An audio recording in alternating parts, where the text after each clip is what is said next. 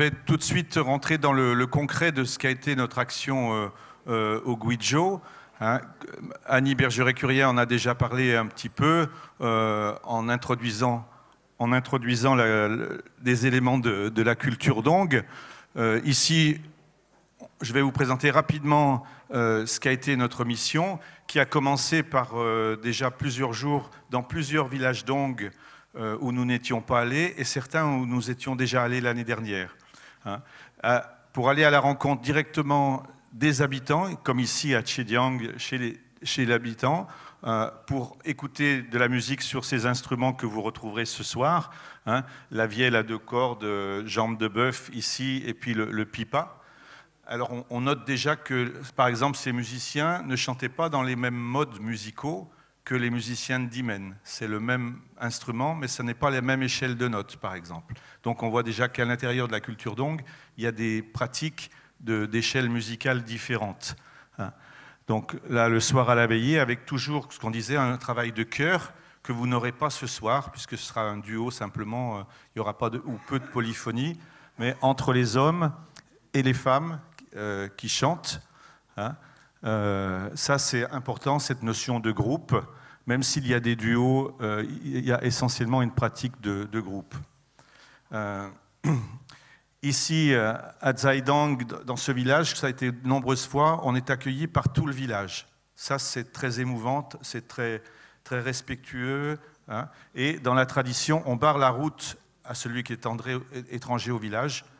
On lui barre la route, on fait une barrière d'octroi, on lui offre une ceinture de bienvenue, qui sont les mêmes ceintures tissées qu'ils ont autour de la taille, et on chante un chant de bienvenue, et normalement, on doit répondre un chant de bienvenue, sinon on vous fait boire l'alcool de riz.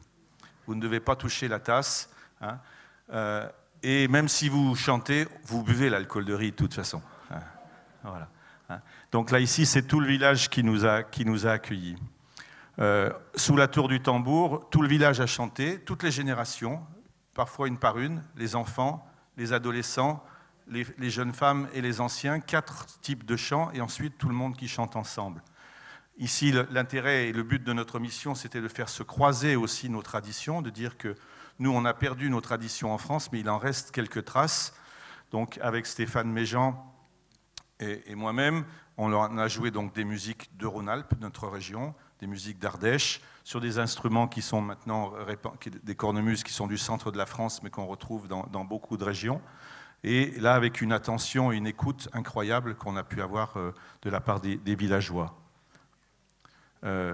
Dont certains, comme vous voyez, donc, qui jouent aussi le même... Pourquoi ça ne revient pas en arrière?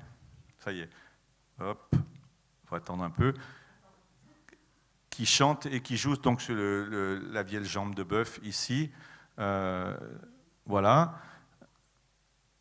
Bon, une photo avec tout le village, et ici qui est dans l'habit de fête, avec au centre une des maîtres chanteuses aussi qu'on a pu enquêter, auprès de laquelle on a pu enquêter, et puis on était en compagnie de d'autres chanteurs de Guyang qui nous suivaient notre travail, où les échanges, dès qu'on sort un instrument de musique et qu'on échange directement, là on est dans l'humain pur.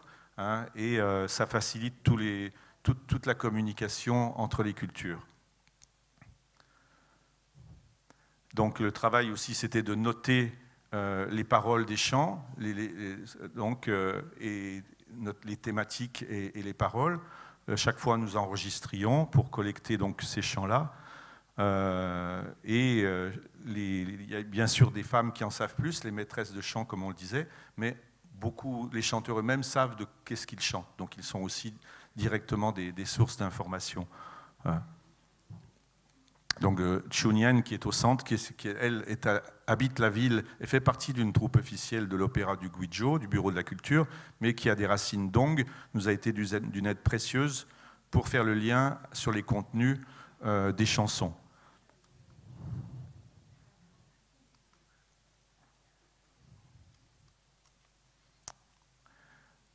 Donc ici à Xiaowang, c'est un jour de fête du chant, en fait, de compétition de grands chants, avec je ne sais plus combien, il y avait peut-être une dizaine de villages des troupes d'une dizaine de villages qui se succèdent. Et c'est quand même avant tout pour la population, même si maintenant c'est mis en avant d'un point de vue touristique. Il y a quelques touristes chinois, on était les seuls autres touristes non chinois ici. Et donc sur la scène principale du village, les troupes se succèdent et enchaînent leurs chants. Et là, il y a toutes les populations qui sont représentées aussi. Hein. Et sous la tour du tambour, les anciens, eux, chantent aussi de leur côté. Ici, donc, c'est que la catégorie la plus ancienne qui chantait à ce moment-là. Nous avons aussi pu, à l'intérieur des maisons, rencontrer des maîtres de chant. Voilà. Là, du coup, sans costume, pour échanger vraiment sur le contenu et enregistrer les chants dans des conditions acoustiques meilleures qu'à l'extérieur. Nous avons joué comme ça dans plusieurs tours du tambour. Chaque village que nous avons visité, le but c'était de dire qu'on n'est pas là uniquement pour parler et pour enquêter, et qu'on nous sommes aussi nous-mêmes des musiciens et des acteurs de ces musiques-là. Et à ce moment-là, le vrai échange peut commencer, quand on n'est pas simplement des scientifiques ou des représentants de la France qui viennent dans le village. Et ce qu'on disait, la modernité est là, hein, chaque chanteur ou danseuse traditionnelle ou chanteur traditionnel à son iPhone et est connecté maintenant. Hein, donc c'était un clin d'œil pour nous voir à travers le prisme aussi de l'iPhone. Là, c'est à Tangan, donc le deuxième village qui a été cité par M. Léon Gène, où il y a un autre centre éco-culturel, où nous sommes allés l'année dernière, où nous sommes retournés cette année. Accueillis plus directement, on a pu aller chez l'habitant, mais c'est pour rappeler ce paysage de rizière en terrasse magnifique. Et donc, notre séjour a été surtout basé à Dimen, donc le village des 4 Amidong qui sont là avec nous aujourd'hui, et où est ce centre éco-culturel dont a parlé M. Léon Gène tout à l'heure. Je vais passer sur le village, mais vous voyez sa tour du tambour.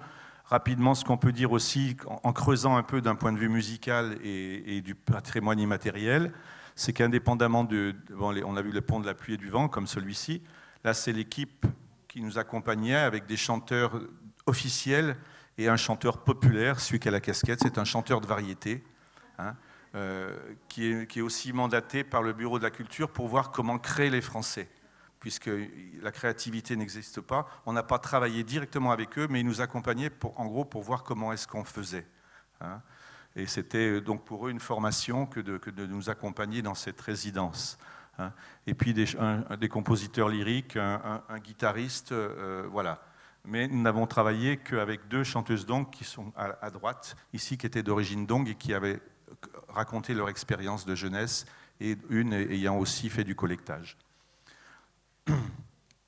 Donc le village de Dimen et puis le centre éco-culturel sur la droite, sur la rive droite, qu'on voit donc cet ensemble de bâtiments perdus dans la verdure le long de la rivière. Donc c'était le début de la récolte de riz, on voyait quand nous y étions en septembre, c'était le début de la récolte de riz. Le travail de résidence lui-même nous a permis de découvrir ce qu'on disait la transmission, très importante, hein, où ici M. Wu Sangxu, qui est là, donc lui s'occupe de faire le lien avec les jeunes enfants sur l'apprentissage des chants, hein, en plus de ce qu'ils peuvent avoir à l'école et dans leur famille. Il y a aussi là, dans la fonction de ce centre-là d'avoir un cours régulier pour les enfants. Le village de Dimen comporte 11 clans, 11 familles. Chaque clan chante le grand chant et l'opéra dong, les deux, et à son théâtre, une scène dans l'une des maisons pour chanter ça. Et ici, nous avons été invités par un des clans Wu, et qui n'ont pas dans leur théâtre privé, mais en pique-nique, dans les rizières, dans la campagne. Et donc, avec une partie de grands chants avec les femmes et les enfants. Comme on disait, les enfants sont là, ils connaissent les chants parce qu'ils les entendent chanter en direct, comme ça. On a vu l'importance de la broderie aussi et du travail de l'argent. où chaque tablier des femmes soit est transmis par les mères ou les grands-mères, soit elles le font elles-mêmes, hein, mais ça fait partie aussi de l'héritage qui distingue aussi chaque femme. Avec chaque fois des rappels du solaire ou des spirales, hein, soit c'est des motifs solaires qui sont là, soit on en verra un autre tout à l'heure, où c'est une spirale. Là, un opéra donc en plein air, on en parlait, Annie Bergeret en parlait tout à l'heure, il y a le souffleur qui est sur le pont, là, un des personnages, les autres se préparent, les deux musiciens, là, ils ne jouent pas des instruments tong, mais d'instruments chinois, hein, le heru, le violon chinois, pour cet opéra qui, comme on l'a dit, est venu par la Chine, par les Han, et n'est pas d'origine dong. Donc voilà les deux instrumentistes. Bon, il fait 35 degrés, 40 degrés, je ne sais plus, et on joue quand même, hein. Les personnages qui... on va passer très rapidement, mais ce qui est particulier, c'est qu'ils se déplacent sur la musique instrumentale en faisant le signe de l'infini, et puis ils s'arrêtent, ils disent leur dialogue, la musique reprend, ils refont un 8 dans l'autre sens, et puis ils s'arrêtent, et je le fais très bien, me dit-il, et ils reprennent, et ça dure, et ça a donc à la fois un côté obstiné, assez fascinant. Et même si on ne comprend pas l'histoire, on comprend qu'il y a toujours l'histoire d'un étranger, un riche qui veut voler une fille du village, etc., avec les garçons, etc. Ce sont des thèmes qu'on retrouve partout. Le fameux souffleur avec donc une écriture en chinois qui ne veut rien dire en chinois, mais qui... Voilà, elle ne fait pas des phrases, ça ne signifie rien en chinois, mais... phonétiquement, c'est du dong et ça permet d'avoir les dialogues en langue dong. Hein. Chaque fois, nous jouons aussi nos musiques. Là, juste après avoir mangé le poisson de la rivière et la cuisiné au bord de la rivière aussi. Là, ici, c'est le théâtre de l'école de Dimen, où nous avons joué aussi, devant donc un public... pareil, avec une attention chaque fois extraordinaire, une écoute de toutes les générations. Ici, une maîtresse de chant aussi au milieu que nous avons vue l'année dernière et que nous avons retrouvée. Et c'est très important de dire cette inscription dans le temps, puisque là, cette année, toutes les portes nous étaient ouvertes, on était admis, les gens nous reconnaissaient de l'année dernière, et donc le travail en profondeur peut se faire vraiment dans le temps, parce qu'il y a eu toutes ces étapes antérieures. Et donc un travail de réflexion et d'échange sur qu'est-ce que nous allons faire ensemble, hein, avec un objectif qui était d'aller à la capitale la semaine d'après pour présenter une partie de ce travail-là. Ce sont des agriculteurs, ils ne pouvaient travailler que 2 ou 3 heures par jour. Le reste du temps, ils étaient à la récolte du riz, du maïs ou du piment. Hein. Donc on échange sur nos manières de noter ou pas noter, les gammes qu'on utilise, hein, et puis choisir des chants. Nous, on a apporté des chants français sur lesquels ils participeront, et eux choisir les chants dong dans lesquels nous pourrons nous inscrire. Donc là, c'est un travail qui se passe de mots parfois, où il suffit de jouer et puis de voir quand ça va bien et quand ça va pas bien. Avec bien sûr des notations, et eux on voit qu'ils sont intéressés de voir aussi comment est-ce qu'on fonctionne dans les deux sens. Chacun est intéressé pour voir comment est-ce qu'on pratique la musique. Donc aussi faire le lien avec des recueils qui existent, notamment celui qui nous a été donné par Chunyan, l'autre chanteuse dong, pour voir comment on retrouve des chants de Dimen dans un catalogue qui est plus large et qui inscrit des chants dong. Hein, on retrouvera notamment le Tsai Getang que nous allons vous chanter tout à l'heure, qui est emblématique, qui est aussi dans ce recueil-là. Et puis donc de leur faire connaître nos instruments, hein, notamment la cornemuse, qui est un instrument européen emblématique, avec ici une cornemuse du centre-France que nous utilisons aussi en Rhône-Alpes. Hein. Les enfants sont là aussi, comme on disait toujours. Stéphane a écrit une partie à l'écoute qui puisse être jouée par les pipas, hein, qui joueront tout à l'heure. Bon, ils découvrent que nous, on note ces mélodies-là sur l'ordinateur. Hein. Et après, c'est du travail de répétition. Voilà. ensuite avec tout le chœur de femmes qui ont répondu en français sur la chanson traditionnelle en français, donc qui ont appris les paroles en français. Nous avons appris un peu quelques paroles de Tsaigetang en dong. Comme on le disait tout à l'heure, Wu Chanchun est lui-même facteur d'instrument, donc il nous a montré comment en 2 heures de temps il creusait l'instrument dans un morceau de bois, puisque c'est des instruments monoxyles. Tout l'instrument est fait dans un seul morceau de bois et on rajoute simplement la table d'harmonie par-dessus, hein, et puis les chevilles bien sûr, mais c'est fait dans un seul morceau de bois qui est un résineux local. On n'a pas réussi à bien savoir qui est entre l'if et le cèdre. Alors lui, il est menuisier, comme on disait, il n'est pas luthier. Hein. On l'a emmené visiter un luthier en Ardèche. Il était ébahi devant le nombre d'outils qu'utilise un luthier, alors que lui en utilise 3 ou 4, sa hache, une petite ponceuse, qu'est-ce qu'il avait encore? Un ciseau à bois et un marteau, hein, pour faire les instruments. Les instruments de menuisier, donc. Et donc voici les instruments qu'il fabrique, depuis la flûte dong, les pipas, hein, les petits, médiums et le pipa basse, et puis le violon jambe de bœuf, pareil, qui a seulement une touche qui est rajoutée. Hein, et ce qui est très intéressant pour nous, c'est que vous voyez le petit morceau de bois qui est dans un des trous. Déjà, il n'y a pas des S où il n'y a pas un seul trou pour sortir le son. Des fois, il n'y a pas de trou, des fois on en fait un, des fois on en fait 2, des fois il y en a 4. Et le morceau de bois, c'est l'âme du violon. Pour nous, l'âme du violon en Occident, tout repose là-dessus. Là, l'âme est amovible. Hein, on la met ou on la met pas. On peut régler le son comme ça en mettant l'âme dans le trou. Ça fait un son plus chaleureux et plus puissant en même temps. Et puis si on veut, puisque là, la fonction, c'est accompagner le chant, on a souligné que c'est le chant qui est en premier. Hein, sa fonction est accompagner le chant. Donc, si on veut simplement accompagner le chant, on enlève l'âme. Ça fait un son plus plat, moins puissant, mais du coup qui met plus le chant en valeur. On a souligné le caractère tropical de la région, et puis donc ces bâtiments, ce centre d'hymen qui est très bien conçu parce qu'il est à la fois dans l'architecture traditionnelle, mais il est conçu pour accueillir des groupes, des chercheurs et tout ça, avec les mini ponts de la pluie et du vent pour passer d'un bâtiment à l'autre, où on peut s'asseoir et discuter et répéter. Ou apprendre un pas de danse, comme c'était le cas ici. Voilà. Donc les répétitions pour aboutir à la fin de ça, donc avec 15 villageois. On voit ici le Tsaigetang qu'on disait, cette danse solaire, qui est l'équivalent de ce qu'on avait nous en musique médiévale, un branle, hein, ou des rondes. Donc qui tournent simplement. Nous, on part toujours vers la gauche en France.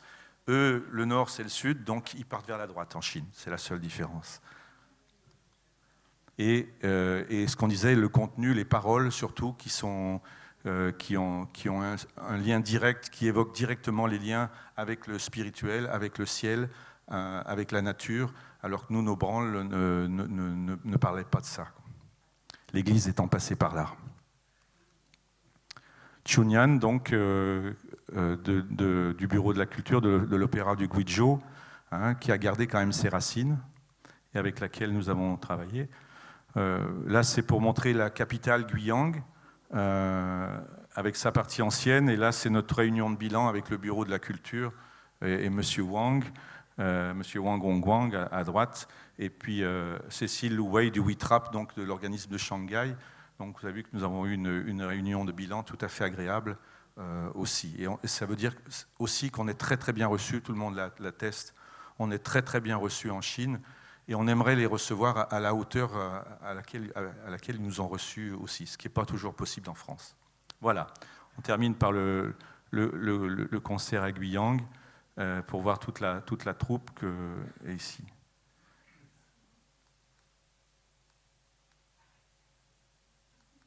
Voilà. Je vous remercie. Maintenant, le mieux, c'est de la jouer en direct.